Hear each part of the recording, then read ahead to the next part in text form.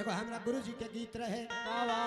कि नाथ ना चढ़ाई बहम हो नैया हो बिना धोवले ए हो बिना धोवले पैया ए हो बिना धोवले पैया ए माली और नाथ ना चढ़ाई बहम हो नैया हो बिना धोवले पैया यही धुन में कहे के बाद कि कंचन कुंडलवा मनियन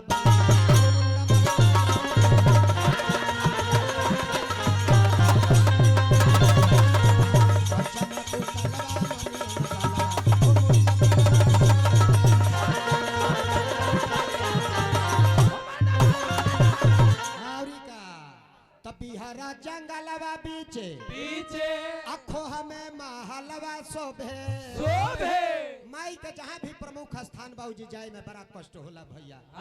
कहीं कहीं तो माई लगे जाए में लोग गधा पर चढ़ के जाला। गधा पर हाँ हो वैष्णो देवी हमने के गौवा देह में ठेक जाओ तो 21 बेर लोग देह पर लागी पानी छीट चक्षु स्नानम ऐसा जिन लह तांगर हो जाले उ गदहवे पर लाद के जाले खच्चर कहल जाला ओकरा के गदहे के प्रजाति। हाँ अच्छा देखिए हमरा मुन्ना कुमार जी की तरफ से बहुत बहुत पुरस्कार बा हार्दिक अभिनंदन बा सादर सा प्रेम बा। तभी हरा जंगलवा बीचे आखो हमें महलवा शोभे आवरिका तया का पाछा घूमे बाये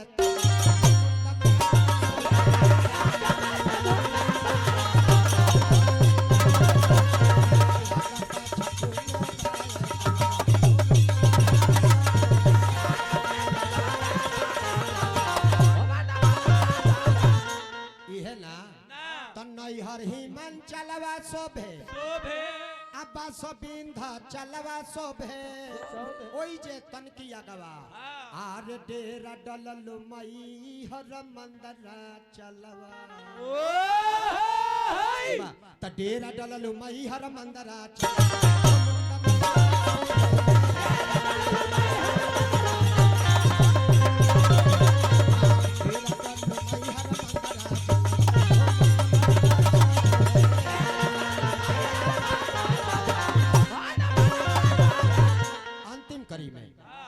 तमाई से मन के भीखी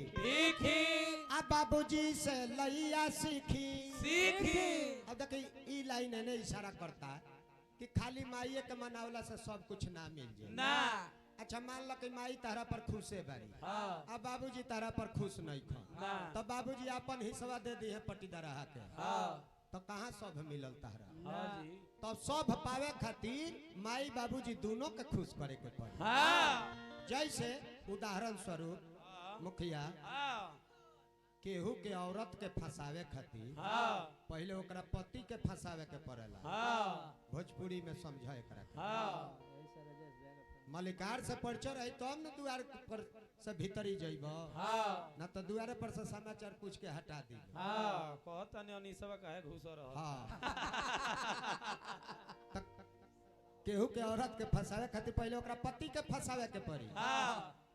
आला तो उनका से परिचय नहीं था मलकिनी से जाकर सुटुर बतियावा तरह तले चेक इन हो गई अब लागी देह पर झप धुरपन ताल मात्रा में बाजे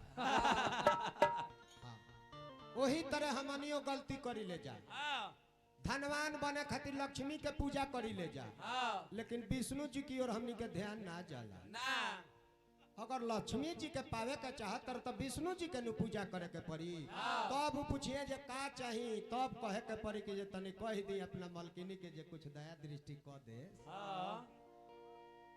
तो हमनी के घर के मेहरारू थोड़े हलो कि मलिकार गइले बेग टांग के हे बाजार पर तले ही चल रहली हे चट्टी पर वो लोग बिना पति के आज्ञा के कहीं ना जाला ऐसे धनवान बने के चाहत रह तो विष्णु जी के पूजा करो विद्वान बने के चाह तब ब्रह्मा जी के पूजा करो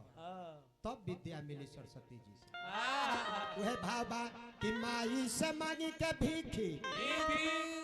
अब बाबूजी से लैया सीखी के केकरा से आर गई तिरी के जीवाना सुफलवा लइका पुरस्कार में आ गई लइका पुरस्कार में आ गई तब तो हमार काम में बन जाए छोटा बच्चा सबसे अच्छा का नाम है बबुआ आस्या कुमारी बबुनी है केहू जानता ये दुर्गा जी हो हती चुकी लड़की केंग चट दे अपन नाम बता देली है बड़ा बड़ा लोग के मंचवा पर चढ़ा दिया यही ना कोनो मंच पर हाथ में माइक धरा के खाली पूछ दिया जरा और का नाम है तो लगे नाम गाँव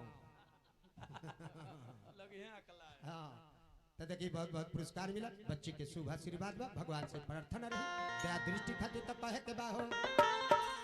तमाई से मांगी के भीखी आ बाबूजी से लइया सीखी केकरा से आरे गई तिरी के जीवाना सुख